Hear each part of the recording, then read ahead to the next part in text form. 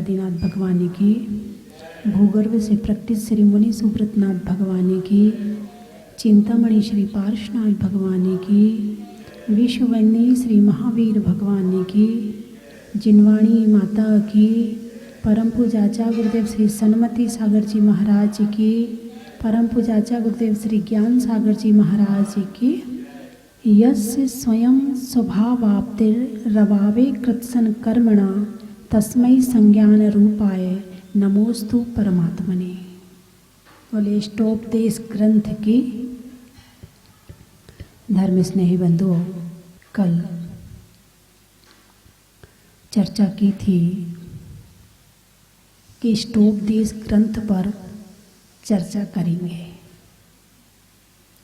इसमें उपदेश है। कौन सा उपदेश है? इष्ट उपदेश है। किसी भी ग्रंथ को प्रारंभ करने के पहले मंगलाचरण किया जाता है। क्या किया जाता है? मंगलाचरण किया जाता है। और मंगलाचरण में क्या किया जाता है? पंच परमेष्ठी को नमस्कार किया जाता है। अब पंच परमेष्ठी में से कोई एक भी हो सकती है, दो भी हो सकती है, 3, 4, 5 भी हो सकती हैं, कोई भी हो सकती है या पांचों हो सकती। जैसे अभी आपने मंगलाचरण किया तो इसमें आपने पंच परमेष्ठियों को स्मरण किया। किसको किया? पंच परमेष्ठी को। लेकिन जो ये स्टोपदेश ग्रंथ है उसके रचयिता जो आचार्य पूज्यपाद स्वामी हैं, उन्होंने इस श्लोक में मंगलाचरण में सिद्ध भगवान को नमस्कार किया है। किसको नमस्कार किया है? सिद्ध भगवान को। यानी आत्मा की संपूर्ण शुद्ध अवस्था जो है वो सिद्ध अवस्था है। आत्मा की बिल्कुल प्योर शुद्ध अवस्था वो है सिद्ध अवस्था। तो क्या अरिहंत अवस्था नहीं है? अभी अरिहंत अवस्था में 4 कर्म बाकी हैं। भगवान अभी संसार में शरीर में बैठे हुए हैं, शरीर के भावों से नहीं है, मगर शरीर के अंदर आत्मा अभी विराजमान है। इसलिए पूर्ण शुद्ध अवस्था सिद्ध अवस्था कहलाती है, जब सारे कर्मों का नाश हो जाता है। इस मंगलाचरण में यस्य स्वयं स्वभावाप्तिर रभावे कृत्सन कर्मणा, यस यानी जिनके, किनके? सिद्ध भगवान के। यस मतलब जिनके और जिनके मतलब सिद्ध भगवान के। क्या हुआ है? रभावे कृत्सन कर्मणा, कृत्सन कर्म सभी कर्म रभावे अभाव हो गया है। किनका अभाव हो गया है? कर्मों का अभाव हो गया है। किनका अभाव हो गया है? कर्मों का। कर्म कितने हैं? 8 हैं। अच्छा, कर्म कहाँ रहते हैं? पुद्गल वर्गणा रूप सारे संसार में फैले हुए हैं। और जैसे हमारे भाव होते हैं वैसे कर्म हमारे अंदर आके चिपक जाते हैं। आत्मा में दूध पानी के समान मिल जाते हैं। कौन? कर्म है। अब ये बताओ कि हमारे पास कर्म है क्या? आपके पास कर्म है? अभी वर्तमान में आप कर्म सहित हैं कि कर्म रहित हैं? कर्म सहित हैं। कैसे हैं? कर्म सहित हैं। और सिद्ध भगवान कैसे हैं? कर्म रहित हैं। तो कर्म सहित अवस्था संसार की अवस्था होती है और कर्म रहित अवस्था सिद्ध अवस्था होती है। तो इसका मतलब कर्म अलग हो गए और मैं अलग हो गया। अब दोनों चीज अलग हैं, तभी तो अलग किया है। यदि अलग नहीं होते तो अलग कैसे करते? अलग थे लेकिन राग और द्वेष के कारण से इकट्ठे हो गए थे। जैसे ही वीतरागता के माध्यम से कर्मों को झड़ाया, कर्मों से निवृत्त हुए तो क्या हुए? सिद्ध अवस्था की प्राप्ति हो गई। रभावे कृत्सन कर्मणा, सभी कर्मों का अभाव हो गया। कितने कर्मों का? सभी का। 1 का नहीं, 2 का नहीं, 8 कर्म का अभाव हो गया। 8 कर्म की जो 148 प्रकृतियां होती हैं उन सब का अभाव हो गया। अब कर्मों को तो आप जानते हैं ना, कर्मों को समझाने की तो मुझे जरूरत नहीं है ना। अच्छी तरह से जानते हैं। एक सांस भी बिना कर्म के नहीं आती है, एक काम भी बिना कर्म के नहीं होता है। हाँ, ये बात अलग है कि कर्म के उदय की जो अवस्थाएं होती हैं, उस समय जब कर्म का उपशम चल रहा हो, कर्म शांति से बैठा हो, अपना कर्म फल धीरे धीरे दे रहा हो, उस समय हमारा पुरुषार्थ जागृत हो जाता है। और एक कर्म ऐसा होता है कि हम कुछ भी कर लें मगर सफलता मिलने वाली है ही नहीं है। जैसे हवा होती है, धीमी धीमी हवा चल रही है, चौराहे पर दीपक रखा है, आपने हाथ लगाया तो दीपक बुझने से बच गया। और यदि तूफान आ जाए तो कुछ लगा लो, बचने वाला नहीं है। ऐसे ही कर्म होते हैं। कर्मों की अवस्थाएं मंद, मंदतर, मंदतम, तीव्र, तीव्रतर, तीव्रतम। तो जब तीव्र कर्म का उदय होता है तो हमारा पुरुषार्थ काम नहीं करता है, और जब कर्मों का उदय मंद होता है तो हम जो भी करना चाहें हम वो कर सकते हैं। तो कर्म प्रति क्षण फल दे रहा है और आपके काम में सफलता मिल रही है, इसका मतलब है कि अभी पाप कर्म मंद चल रहा है और पुण्य कर्म तीव्र चल रहा है। और यदि काम में सफलता नहीं मिल रही है, इसका मतलब है कि अभी पाप कर्म तीव्र चल रहा है और पुण्य कर्म मंद चल रहा है। तो दो ही समझ लो, ज्यादा समझने की भी जरूरत नहीं है। वैसे देखा जाए तो कर्म 8 होते हैं। ज्ञानावरण हमारे ज्ञान को ढकता है, दर्शनावरण हमारे सच्चे दर्शन को ढकता है, सम्यक दर्शन नहीं होने देता है। दर्शन वेदनीय जो सुख दुख की सामग्री इकट्ठी कराता है, वेदनीय आयु जिस शरीर में हम रह रहे हैं वो शरीर में कितने दिन रहना है ये निश्चित करता है आयु कर्म। नाम कर्म हमारे शरीर की रचना करता है। क्या करता है? हाँ, नाक कैसी होगी, ऊंचाई कितनी होगी, बाल कैसे होंगे, लंबे होंगे कि छोटे होंगे, हैं, आंखें कैसी होंगी, कान कैसे होंगे। संसार में जितने भी जीव हैं सबके पास शरीर है, और जितने लोग यहाँ बैठे हैं सबके पास 5 चीजें हैं, नाक, आंख, कान, मुंह और ये जो स्पर्शन शरीर, ये 5 ही चीज है ना। फिर भी सबकी शक्ल अलग अलग। भाई क्यों? 5 चीज तो काम एक ही कर रही है, फिर सबकी शक्ल में इतना डिफरेंट क्यों है? ये डिफरेंस क्यों हो रहा है? कौन कर रहा है ये डिफरेंस? कर्म कर रहा है। कौन सा कर्म कर रहा है? नाम कर्म कर रहा है। जैसे कि पेंटिंग प्रतियोगिता होती है और बच्चों से कहा जाता है जाओ किसी खरगोश का चित्र बना कर लाओ, और सब बच्चों को रंग स्याही एक सी दी जाती है, सब बच्चों को समय भी एक ही मिलता है बनाने के लिए, और सब बच्चे बना भी रहे हैं। लेकिन वहां पर क्या सारे बच्चों के हाथ की बनी हुई पेंटिंग एक सी होती है? नहीं होती। क्यों नहीं होती है? क्यों? क्योंकि सब बच्चों का कर्म भी अलग है। तो ऐसे ही नाम कर्म है तो सबको एक सा, लेकिन सबका अलग अलग। कहीं ना कहीं किसी का थोड़ा सा नाक का ज्यादा मिल गया, किसी का कम मिल गया, किसी के कान का, किसी का, सब एक एक इंद्रियों का, शरीर की एक एक रचना, हड्डियां, हड्डियों का आकार, संस्थान, सहनन, बालों के आकार प्रकार, लंबाई, ऊंचाई है। संस्थान में ऊंचाई भी आती है, वामन संस्थान ठिकना रह जाता है, समचतुरस्र संस्थान बिल्कुल नपातुला, ऊपर से नीचे तक एक एक अंग ऐसा है, जितनी ऊंचाई है उसके अनुसार जितना होना चाहिए उतना ही है। और किसी का नीचे से बड़ा हो जाता है, यानी नीचे से फैल जाता है, ऊपर से पतला हो जाता है। कोई ऊपर से फैल जाता है, नीचे से पतला हो जाता है। कोई पूरे में मोटा रहता है, मुंह इतना सा हो जाता है। किसी का मुंह इतना बड़ा होता है, शरीर पतला सा रह जाता है। ऐसा होता है कि नहीं होता? किसने किया? कर्म ने किया। कौन से कर्म ने किया? नाम कर्म ने किया। तुम भले ब्यूटी पार्लर जा जाके अपनी घिसाई करवाते रहो चमड़ी की, लेकिन नाम कर्म कहता है कि जो चमड़ी दे दी है ना, उसमें हल्का ही फुल्का परिवर्तन कर सकते हो, और उसको परिवर्तन करते करते क्रीम लगाते लगाते तो ठीक सा लगता है, और जैसे ही क्रीम छोड़ते हो वापस वैसे ही हो जाता है।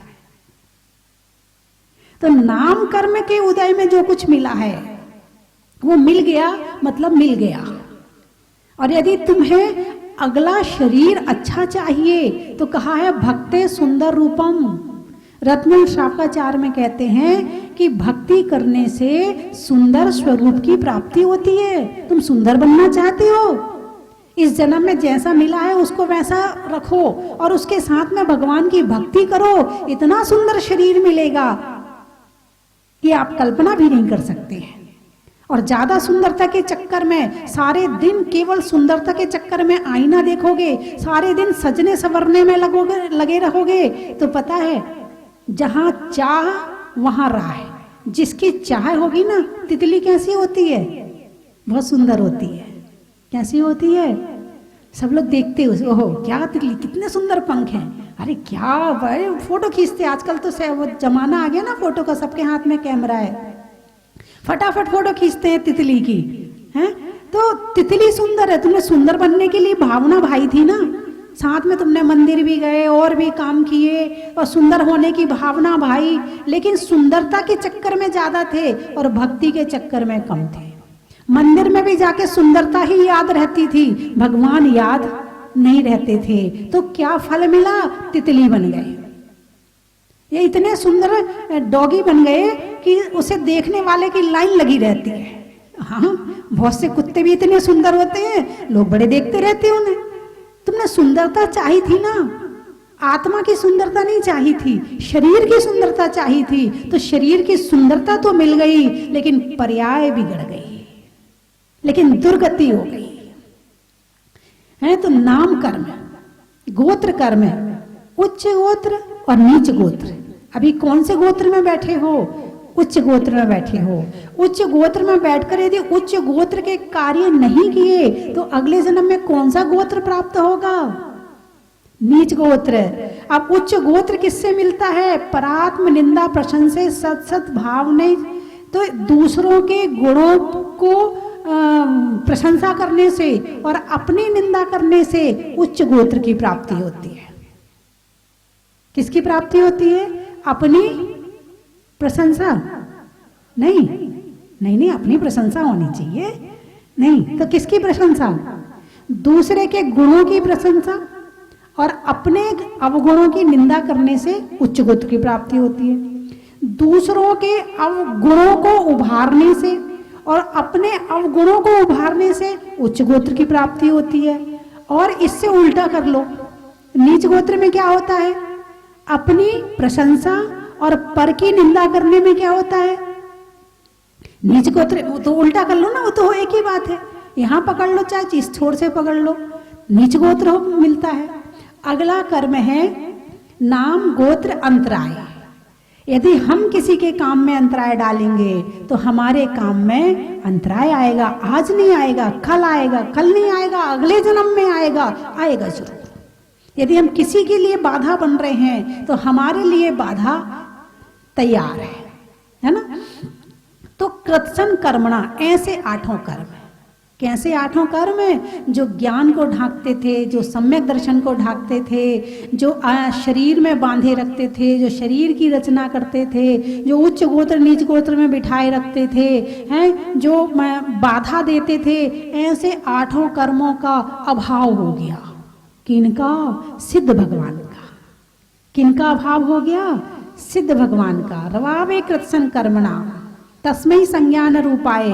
और उसके बाद क्या हुआ? जब कर्मों का अभाव हुआ तो यस्य स्वयं स्वभावाप्तिर, स्वयं के द्वारा स्वभावाप्तिर, स्वयं की प्राप्ति हो गई। शब्द क्या है? स्वयं के द्वारा स्वयं की प्राप्ति हो गई। अभी हम क्या कर रहे हैं? स्वयं के द्वारा दूसरे की प्राप्ति कर रहे हैं। यस्य स्वयं स्वभावाप्तिर, स्वभाव, किसकी प्राप्ति हुई है? स्वभाव। स्वभाव जानते हो? स्व यानी आत्मा और भाव यानी परिणाम। स्व यानी आत्मा, तो स्वभाव क्या हो गया? आत्मा के भाव को स्वभाव कहते हैं। तो अभी हम स्वभाव में हैं कि परभाव में हैं? अरे बोलिए ना। अभी हम प्रभाव में हैं कि स्वभाव में हैं? प्रभाव में हैं। वाह, बहुत समझदार है। यानी आत्मा अपनी आत्मा को छोड़कर बाहर जाती है तो वो हो गया प्रभाव, और आत्मा आत्मा में रहती है तो वो हो गया स्वभाव। तो हम स्वभाव में कितनी देर रहते हैं और प्रभाव में कितनी देर रहते हैं? सारे दिन प्रभाव में रहते हैं। पर के भाव में प्रभाव, पर का भाव प्रभाव, पर के प्रभाव में रहते हैं। इतने प्रभावित हैं पर से कि उसी में लीन हैं। शरीर के स्तर की जिंदगी जी रहे हैं। कौन से स्तर की? शरीर के स्तर की। अभी आत्मा के स्तर की जिंदगी शुरू भी नहीं हुई है। अभी तो परभाव की जिंदगी चल रही है। अब परभाव में क्या क्या आता है? हमारा शरीर परभाव में आएगा। जैसे हम अपने शरीर के विषय में सोच रहे हैं, शरीर तो हमारा है ना। हाँ जी देवीलाल जी, शरीर तो हमारा है ना। तो यदि हम शरीर के विषय में सोचें तो हम स्वभाव में है कि प्रभाव में है? क्यों? शरीर तो हमारा है। यदि हम शरीर के विषय में भी सोच रहे हैं तो शरीर भी पर है। किसके उदय में मिला है? कर्म के उदय में मिला है। किसके उदय में मिला है? कर्म के उदय में। कर्म अलग है और मैं अलग हूं। जब कर्म अलग हो गए तो शरीर भी अलग हो गया। अब हम शरीर के विषय में भी सोच रहे हैं तो परभाव हो गया। कौन सा भाव हो गया? परभाव हो गया। अब शरीर से अलग कपड़ों के विषय में सोच रहे हैं तो भी परभाव हो गया। यदि शरीर से अलग हम सोना चांदी धन पैसा इसके विषय में सोच रहे हैं, बच्चों के विषय में, मकान दुकान के विषय में सोच रहे हैं, तो ये भी क्या हो गया? प्रभाव हो गया। अब ग्राहक के विषय में सोच रहे हैं तो वो भी क्या हो गया? प्रभाव हो गया है। तो कहने का अभिप्राय मेरा ये है कि 24 घंटे में से 1 सेकंड का समय भी हम स्वभाव में रहते हैं क्या? और सिद्ध पद की प्राप्ति स्वयं स्वभावाप्तिर, स्वयं के स्वभाव में रहने पर होती है। और हम इस समय पूर्ण रूप से परभाव में रहते हैं। तो हमारी आत्मा भगवान बन सकती है कि नहीं बन सकती? हमारी आत्मा में परमात्मा है कि नहीं है? है? बहुत से धर्म ऐसे हैं तो वो कहते हैं कि भक्त तू मेरी शरण में आ जा, मेरी शरण में रह, मैं तेरा कल्याण कर दूंगा। लेकिन जैन धर्म कहता है अरे तुम सबकी शरण छोड़ो और स्वयं की शरण में आ जाओ। क्या कहता है? सबकी शरण छोड़ो और स्वयं की शरण में आ जाओ। पहले हम देव शास्त्र गुरु के भक्त बनते हैं। क्या बनते हैं? देव शास्त्र गुरु के भक्त बनते हैं। अब देवों के भक्त हैं तो मंदिर रोज जाते हैं। कहाँ जाते हैं? मंदिर रोज जाते हैं। अब मंदिर में जाकर क्या शिक्षा लेकर आते हो? मंदिर में जाते हो ना रोज, भगवान के दर्शन रोज करते हो ना। भगवान आपसे क्या कहते हैं या आप भगवान से क्या कहते, क्या करने जाते हो मंदिर में? किस लिए जाते हो मंदिर में? अरे बोलिए ना, आप मुस्कुरा रहे हैं, कुछ तो बताओ। हैं? काले बाल से सफेद बाल हो गए मंदिर आते आते। कुछ तो मिलता ही होगा ना मंदिर में। क्या मिलता है बताओ? हाँ चलो, देवीलाल जी ने उत्तर दिया कि भगवान मैं आपके जैसा बनूं। चलो इतना भी बहुत बड़ी बात है। अब भगवान मैं आपके जैसा बनूं, इतना कहने से क्या मैं बन जाऊंगा? कौन बनाएगा मुझे भगवान? भगवान मुझे भगवान बना सकते हैं क्या? भाई घर में यदि अपने बच्चे को इंजीनियर बना दें, डॉक्टर बना दें, तो माता पिता कहते हैं मैंने बनाया है, बहुत मेहनत करी है। हाँ मैंने बनाया अपने बेटे को इंजीनियर, कहते हो ना? अरे बोलिए ना, कहते हो कि नहीं कहते हो? तुम इंजीनियर बना रहे हो, डॉक्टर बना रहे हो, चलो मान लिया एक व्यवहारिकता की भाषा में फिर भी ठीक है, लेकिन निश्चय में ठीक नहीं हो सकता है। आप सब कुछ कर रहे हो संसार में, लेकिन भगवान बना सकते हो क्या तुम? आप कहोगे हाँ अभी देखो हमने पंच कल्याणक कराया था, कितनी मेहनत करी हमने इतने सारे भगवान बिठा दिए। हाँ, हमने पंच कल्याण कराया, हमने बहुत सारे भगवान बनाए हैं। हमारी क्या ताकत है कि हम किसी का कुछ भी कर सके। वो भगवान भी प्रतिमा है, पंच कल्याण की प्रतिष्ठा करी है, लेकिन साक्षात किसी को कोई भगवान बना ही नहीं सकता है। भगवान बनने के लिए क्या करना पड़ेगा? स्वयं स्वभावाप्तिर, स्वयं के स्वभाव की प्राप्ति करनी पड़ेगी। यदि तुम भगवान के पास गए हैं तो भगवान की जो मुद्रा है वो कहते हैं, भक्त जैसे मैं स्वयं के अंदर आधा ध्यान में बैठ गया हूं, ऐसे तू भी बैठ जा। बस यही शांति का मार्ग है। मंदिर में जाकर शांति मिलती है। क्या मिलती है? शांति मिलती है। सुख और शांति दोनों में अंतर है। अच्छा भोजन किया, सुख मिला, और साथ में पत्नी ने दो चार बातें और सुना दी। अब बताओ, भोजन का सुख रहा कि शांति चली गई? अरे बोलिए ना, है? शांति चली गई। और जहां शांति नहीं वहां सुख कैसा? ये रखी तेरी थाली, ले जा, खा ले तू ही, मुझे नहीं खाना है। सुख कहाँ चला गया? खाने का सुख था ना, तुम्हारे पसंद का भोजन बना था, कहाँ चला गया?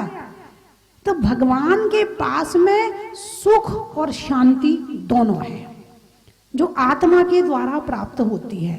भगवान संदेश दे रहे हैं, भगवान की मुद्रा उपदेश दे रही है कि हाथ पे हाथ धर, पैर पे पैर धर, कर्तापन के भाव को छोड़, और मैं किसी का कर्ता धरता नहीं, मैं तो स्वयं का कर्ता धरता हूँ स्वतंत्र निश्चल निष्काम, ज्ञाता दृष्टा आत्म राम। मैं तो केवल इस संसार को देखता हूँ और जानता हूँ, इसके अलावा मैं कुछ भी नहीं करता हूँ। देखो, सुख और शांति दोनों आ जाएंगे।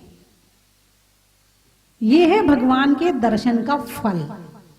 लेकिन हम फल क्या मांगते हैं? भगवान वो शादी नहीं हो रही जरा लड़के की, भगवान लड़की के लिए 29 साल की हो गई है, 30 साल की हो गई, भगवान मकान जरा बारिश में बहुत पानी आता, ढंग का मकान बनवा दो। भगवान जरा दुकान भी आजकल कम चल रही है, कोरोना का समय चल रहा है, तो आजकल बहुत ज़्यादा परेशानी है घर में, कहीं से जुगाड़ करवा दो, थोड़ा घर में व्यवस्था हो जाए अच्छी सी। भगवान किराए के मकान में रहते रहते बहुत परेशान हो गए हैं, थोड़ा अपना मकान बनवा दो। हम ये फल चाहते हैं भगवान के दर्शन से। लेकिन जब स्वयं के द्वारा स्वयं की प्राप्ति होती है तो ये बाहर के सुख पीछे पीछे अपने आप दौड़े चले आते हैं।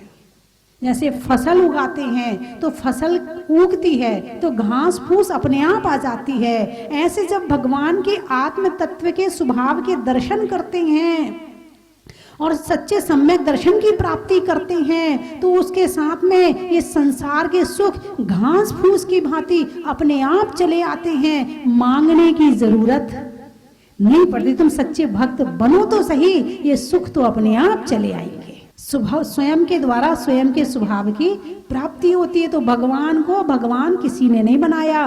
जंगल का राजा कौन है? शेर है। अरे बोलिए ना, पक्का फाइनल है? लॉक कर दूं?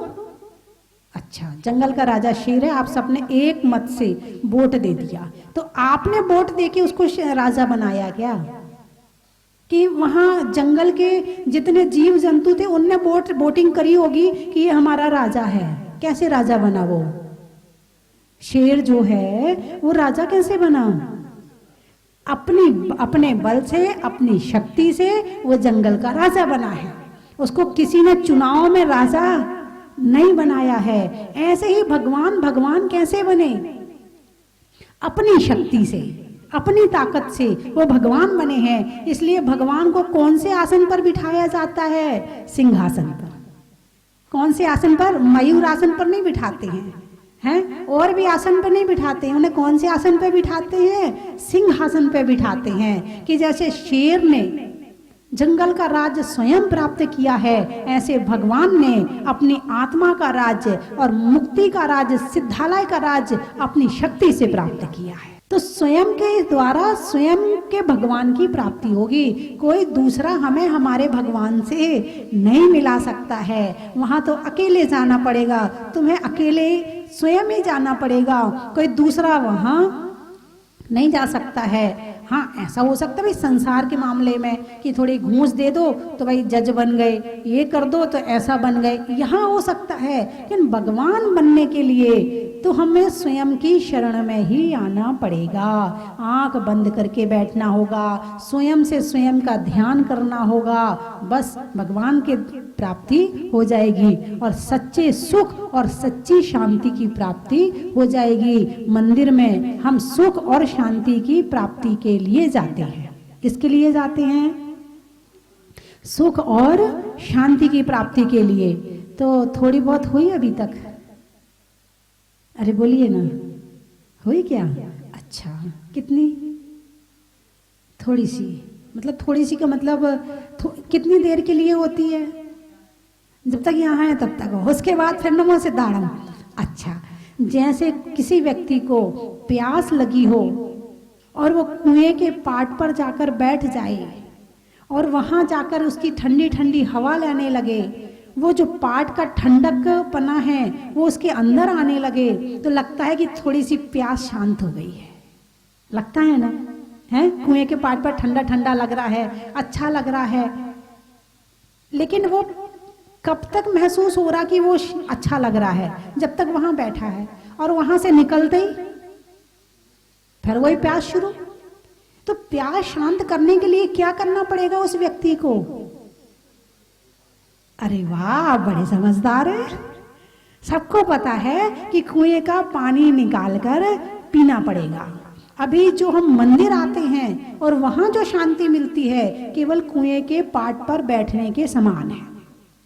लेकिन जब भगवान की वीतरागता के दर्शन करेंगे, जब भगवान की शुद्ध आत्मा के दर्शन करेंगे, सकल गेय ज्ञायक तदपि निजानंद रसलीन सो जिनेन्द्र जयवंत नित अरिरज रहस्य विहीन है, जय वीतराग विज्ञानपुर, जय मोह तिमिर को हरनसूर। भगवान आपको मोह नहीं है, भगवान मैं मोही हूँ, भगवान आप क्रोध नहीं करते हो, भगवान मैं क्रोध करता हूँ, भगवान आप मान नहीं करते हो, भगवान मैं मान करता हूँ। ऐसा जब दर्शन करोगे भगवान का और उसको छोड़ने का प्रयास करोगे, उस समय लगेगा कि मैं कौन हूँ और भगवान कौन है और मुझे क्या बनना है। तब दर्शन की पूर्णता हो पाएगी। आई? अच्छा, समझदार बैठे हैं। गई वाली नहीं आई है, आई वाली आई है। हाँ, जहाजपुर वाले है ना, इन्हें पता है कि गई वाली नहीं हूँ, कहना भाई यहाँ पर कहने का तो पता है, आई कि नहीं आई ये बात अलग है। तो सुख और शांति भगवान के दर्शन से मिल सकती है, लेकिन दर्शन कैसे होने चाहिए? तो जो इष्टोपदेश की पहली गाथा है, पहला श्लोक है, यस्य स्वयं स्वभावाप्ति रभावे कृत्सन कर्मणा तस्मै संज्ञान रूपाय नमोस्तु परमात्मा। इस श्लोक में परमात्मा को नमस्कार किया गया है और परमात्मा के स्वरूप का वर्णन किया गया है कि परमात्मा होता कैसा है। अब मैं आपको कल बताऊंगी कि परमात्मा कितने प्रकार के होते हैं। परमात्मा कितने प्रकार के होते हैं, कल इस पर चर्चा करेंगे। आज समय हो रहा है। चर्चा में शेष का, वस्तुओं में विशेष का और ग्रंथों में इष्टोपदेश का, पक्षियों में गिद्ध का, मनुष्यों में वृद्ध का और सिद्धालय में सिद्ध का, लाइट में तार का,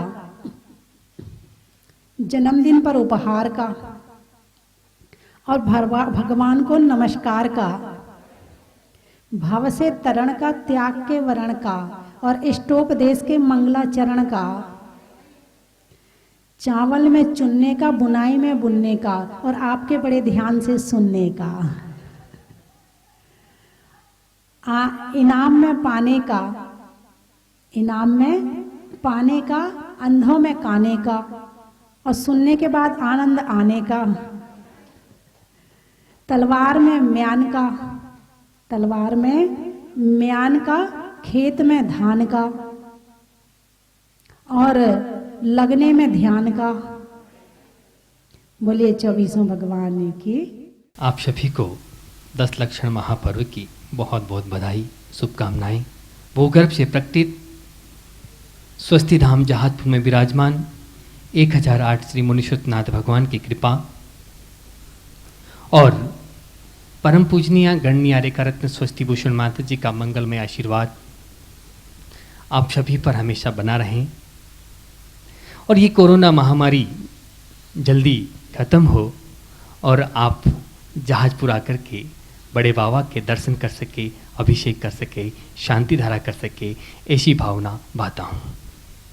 बंधुओं, 10 लक्षण महापर्व में एक दिन आता है उत्तम त्याग का, और उस उत्तम त्याग में भी महत्व है दान का। हमारे शास्त्रों में 4 प्रकार के दान बताए हैं: औषध दान, शास्त्र दान, अभय दान और आहार दान। इन सब में भी आहार दान का विशेष महत्व है। इसको विशेष बताया गया है क्योंकि श्रावक और साधु इस धर्म रूपी रथ के 2 पहिए हैं। साधु के बिना ये धर्म रूपी रथ नहीं चल सकता और न श्रावक के बिना चल सकता है। बंधुओं, आहार के द्वारा हम साधुओं के शरीर की रक्षा करते हैं और साधु अपनी चर्या के द्वारा, अपने प्रवचनों के द्वारा हमारी आत्मा का कल्याण करते हैं। इसीलिए आहार दान का विशेष महत्व बताया गया है और ये आहार दान की परंपरा चली है भगवान आदिनाथ के समय से। भगवान आदिनाथ को सबसे पहला आहार दिया था राजा श्रेयांस ने और उसी समय से ये परंपरा चलती आ रही है और इस परंपरा को हमें भी आगे बढ़ाना है। बंधुओं, स्वस्ति धाम जहाजपुर में 18 जून 2014 को भगवान को जब अस्थायी मंदिर में विराजमान किया गया, तब से लेकर के जब ये जहाज मंदिर बन चुका है, भगवान जहाज मंदिर में विराजमान हो चुके हैं।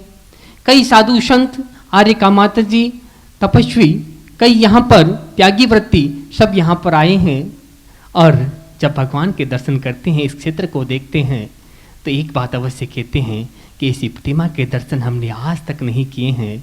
तो बंधुओं, यहाँ पर उन साधु संतों की त्यागी वृत्तियों की आहार की व्यवस्था के लिए पूज्य गुरु माँ स्वस्ति भूषण माता जी की मंगल में प्रेरणा से एक आहार दान ध्रुव फंड स्थापित किया जा रहा है। आप सभी से मेरा निवेदन है, आप इस ध्रुव फंड में सहभागी बने, अपनी चंचला लक्ष्मी का सदुपयोग करें, पुण्यार्जन करें। बंधुओं, आप 1,11,000 रुपये की न्योछावर राशि से शिरोमणि संरक्षक के रूप में अपना नाम दे सकते हैं।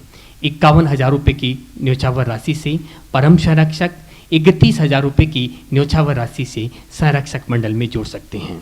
साथ ही 21,000 और 11,000 रुपये की न्योछावर राशि से आप श्रावक सृष्टि के रूप में जुड़ करके इस दान योजना में और आहार दान ध्रुव फंड में अपना योगदान दे सकते हैं, पुण्यार्जन कर सकते हैं। जो संरक्षक मंडल तक के नाम होंगे उन सभी के नाम की शिलापट पे वहाँ पे लिखवाए जाएंगे। जो आहारशाला यहाँ पर स्थापित की गई है उसके अंदर आप सभी के नाम की वहाँ पर लिखवाए जाएंगे। साथ ही आप सभी के नामों की घोषणा पारस चैनल पर भी की जाएगी। तो बंधुओं, 10 लक्षण महापर्व चल रहे हैं, आप अपने नाम की घोषणा करवा सकते हैं, अपना नाम दे सकते हैं। आओ रे आज रत्नों की थाल को भर लाओ रे आज, आओ आओ करे रे गुणगान आरती भगवन की, आओ आओ करे गुणगान आरती भगवन की, आओ आओ करे रे गुणगान आरती भगवन की।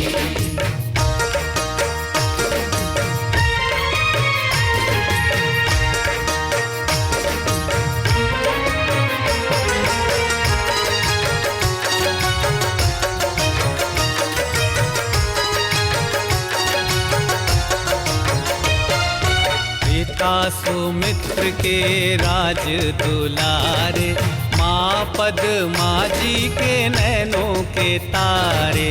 पिता सुमित्र के राज दुलारे, माँ पद्मा जी के नैनों के तारे।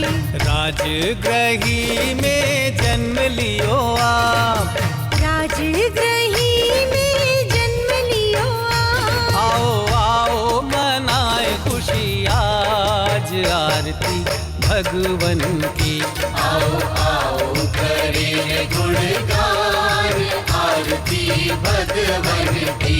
आओ आओ करे रे गुणगान, आरती भगवन की।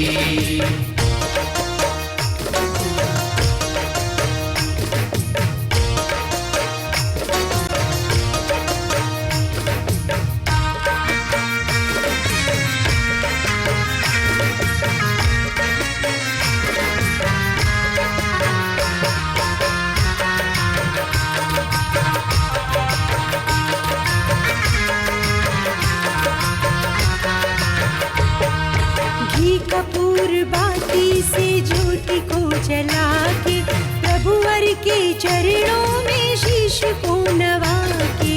घी कपूर बाती से ज्योति को जला के, प्रभुवर के चरणों में शीश को नवा के। प्रभुवर की आरती में झूम झूम के, प्रभुवर की आरती में झूम झूम के। आओ आओ करे मिलके आज आरती भगवन की। परम विदुषी लेखिका काव्य रत्नाकर आरिका रत्न 105 श्री स्वस्ति भूषण माता जी की पावन प्रेरणा व सानिध्य में श्री मुनि सुव्रतनाथ दिगंबर जैन अतिशय क्षेत्र स्वस्ति धाम जहाजपुर राजस्थान में भूगर्भ से प्रकटित अतिशयकारी 1008 श्री मुनि सुव्रतनाथ भगवान की चरण छांव में, जिनके अभी तक स्वतः ही 4 बार रंग परिवर्तन, ललाट पर रेखाएं उभरना व विलुप्त होना, 4 महीने तक नाभि में स्पंदन, प्रशासन के उठाने के प्रयास पर प्रतिमा भारी व भक्तों के उठाने पर हल्की होना, भगवान का देवों द्वारा 2 घंटे तक अभिषेक व दाईं आंख से दिव्य ज्योति प्रकट होना,